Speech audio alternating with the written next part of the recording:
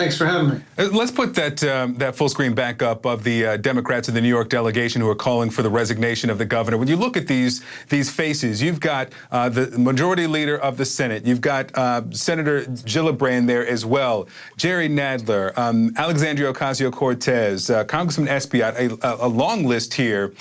How much more tenuous is the governor's tenure after hearing from these Democrats than it was when we heard from Democrats on the state level? Well, one thing we know is that it's harder to remove by force a governor than it is to push someone out of, say the Senate or the House, where you can just vote to deny them committee assignments. So Cuomo's in a position where he can stay, he can choose to stay until he is impeached and removed. And the state legislature in New York, even though there's a majority of members of the Assembly and the Senate who have signaled they want him to go, is unlikely to move forward with that until there is some sort of investigation, which is basically what Cuomo is demanding right now. So I think he's in a position where it will become more painful for him to stay in office. He may be less effective as a governor the longer he stays, but it's unlikely he'll be forced to remove himself, in the next couple weeks or month. Yeah. One notable name and face absent there was the chair of the House Democratic Caucus, Representative Hakeem Jeffries, who released a statement, did not go as far as everyone else. He said that the governor must seriously consider whether he can continue to effectively lead the state. That relationship and the calculation there. Yeah, well, there's been a real debate going on behind the scenes, and there are a couple things at play. One is people are just more loyal to Cuomo than others, and his enemies were the first to call for his resignation, his political foes. The other is that the specter of the Al Franken resignation in 2018 continues to hang over this, that there is a concern among Democrats, even among activists and survivor groups, that there needs to be investigations in these cases. And then if you get a resignation before an investigation, before all the facts are shown, it can actually work against the movement to end sexual harassment and this sort of behavior in rooms of power. And so there are a lot of the women's groups have been really emphasizing the need for an investigation. So there are these conflicting pressures on people behind the scenes. But I think just the number of accusations that have come out, the number of articles that have really pretty comprehensively portrayed an environment in the governor's office of real hostility and abuse, separate from sexual harassment, it has just become too much for a number of these elected leaders. In your latest write on this, you said that the governor's advisors told you that he's planning to rely on his support from black voters, as Democratic leaders are accustomed to doing. What is his relationship there with the black community that they think that's going to sustain him? Well, he has had a very strong relationship with the black community in New York for a number of years. There's also a greater concern among the black community, at least in some corners, for due process. I mean, there's a long history here of African Americans feeling like they've been mistreated by the justice system by not getting their full day in court.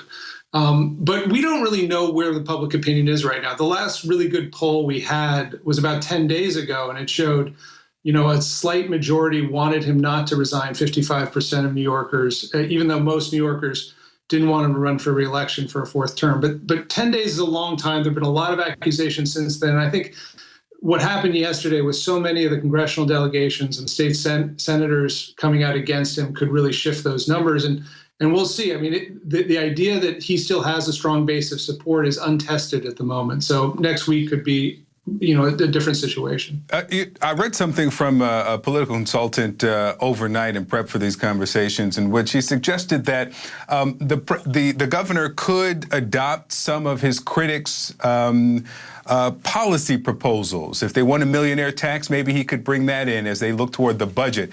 You think it's too late for that now? Yeah, I mean, I think, in individual situations, maybe that's true. Maybe he can, leverage some legislative deal for a certain member's support. But the fact is, almost half of the state legislative delegation, Democrats, have signaled they want him to go. A majority of the people in the Assembly and the Senate have signaled they want him to go. There is an investigation happening right now in the Assembly. It will bring findings forward, and if those findings show he did something wrong, it's very likely that they'll move to an impeachment. So that's sort of a buying time tactic at this point, unless there are investigations that show that what he's been accused of just is not true. But the sheer number of accusations, I think, suggests that's unlikely to happen. All right, Michael Shearer, thanks so much. Thank you. So Immigration and Customs Enforcement says it needs serious help now to manage the surge of immigrants along the U.S.-Mexico border. It's asking for agency volunteers to help with security for migrant families and unaccompanied children. Deployments could start as soon as this weekend along the southwest border. CNN's Rosa Flores takes a look at how critical the influx has become. These are the faces of the immigration surge on the U.S.-Mexico border. Maria Mendoza is from El Salvador and hopes to reunite with her family in Maryland. Roxana Rivera is from Honduras and she lost everything during a recent hurricane. She says that her dream is to have a house and that's why she made the trek to the United States. Maria and Roxana are among the tens of thousands of migrants who have been encountered by U.S. border authorities in recent weeks. One area alone saw more than 500 migrants enter during an 8-hour period last week. According to a federal source, to expedite processing, authorities started fingerprinting them under this bridge. Many unaccompanied children and families are bused to this new temporary immigration processing center in Donna, Texas. Maria de la Rosa lives across the street and says buses packed with people arrive around the clock. And at night, she hears children crying. Yo tengo miedo. You're scared? Yeah. From there, some migrants are dropped off by immigration officials at bus stations like this one in Brownsville. That's where we met Roxana, Maria, and her 6-year-old daughter, Caitlin. Ahí apareció una culebra. She says she evaded a snake during her journey to the United States and fell off a raft while crossing the Rio Grande. Why is there a surge right now, you think? La verdad es que como el gobierno de Biden. Both Maria and Roxana say they learned from news reports En las noticias. in their home countries that the Biden administration is allowing migrant women with children to enter the U.S. And you believe that that was true? Sí, Which is not entirely true. The Biden administration says it's allowing unaccompanied minors to remain in the U.S. pending immigration cases, and some families are allowed in on a case-by-case basis. That perception could be driving some of the surge, which has more than 3,700 unaccompanied children in Border Patrol custody in jail-like facilities. Health and Human Services is caring for about 8,800 unaccompanied minors while they're reunited with family, and is even considering using a NASA site to expand bed space. How is it to be a mom? Oh my gosh. And some nonprofit migrant shelters like La Posada, where Margarita Hernandez, a migrant from Nicaragua, is staying, have seen a spike in the flow of mothers, children, Mujeres embarazadas. and pregnant women. Cindy Johnson has volunteered to help thousands of migrants across the river in Matamoros and collected hundreds of postcards with their story. This child is saying that they witness people dying, people getting beaten. Cindy says she scanned them and sent them to then candidate for president Joe Biden. What was the goal of sending these letters to Biden? The goal was they wanted them to see their humanity. Rosa Flores, CNN, along the U.S.-Mexico border. Congresswoman Veronica Escobar is with us now. She represents El Paso, Texas. She's a member of the House Judiciary Committee. Congresswoman, we appreciate you being here. Thank you so much. And I understand you visited an immigrant processing center yesterday, and you actually spoke with some of these children. What did they tell you, and what did you witness there? I did. Thank you so much for having me on your program. It's a pleasure to be with you. And yes, I've been keeping in close contact with members of the Biden administration, with my local officials, and yesterday I toured the processing center.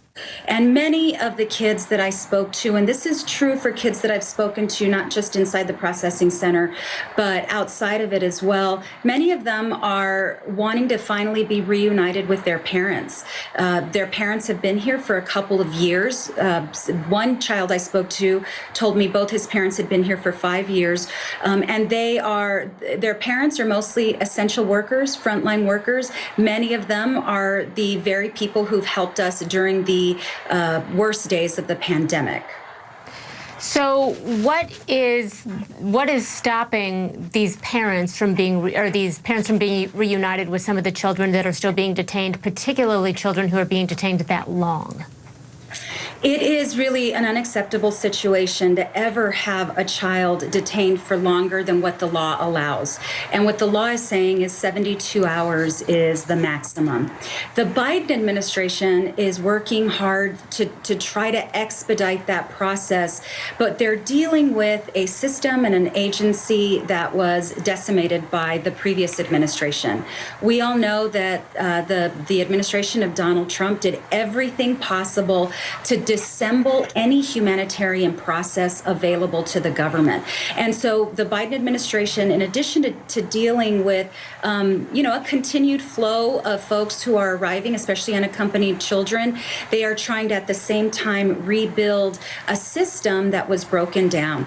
But I do feel hopeful about the work that they're doing, and we're seeing some of the fruits of the labor of the Biden administration. They have shaved down the time that children in shelters are staying there waiting for reunification with their parents. And just as context, under the Trump administration, some of the children were in shelters for 3 months, 6 months. I had met children who had been in shelters for a year. The Biden administration has cut that down to between 30 and 35 days.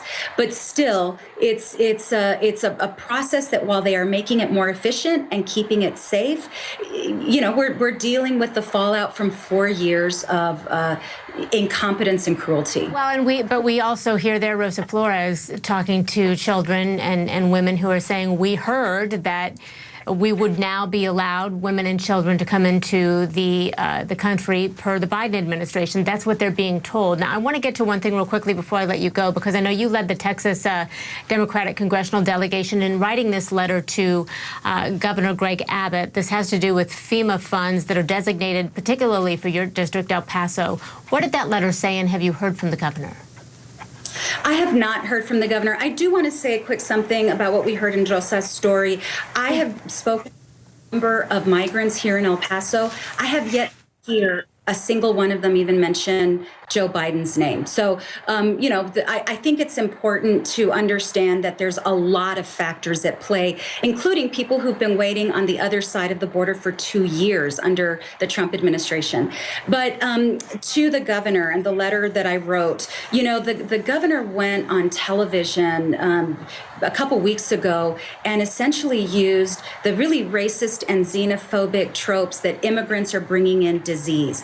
What he didn't tell you was he himself is standing in the way of FEMA providing support and assistance to communities like mine to help test migrants to make sure that they are COVID negative and to quarantine anyone who is COVID positive.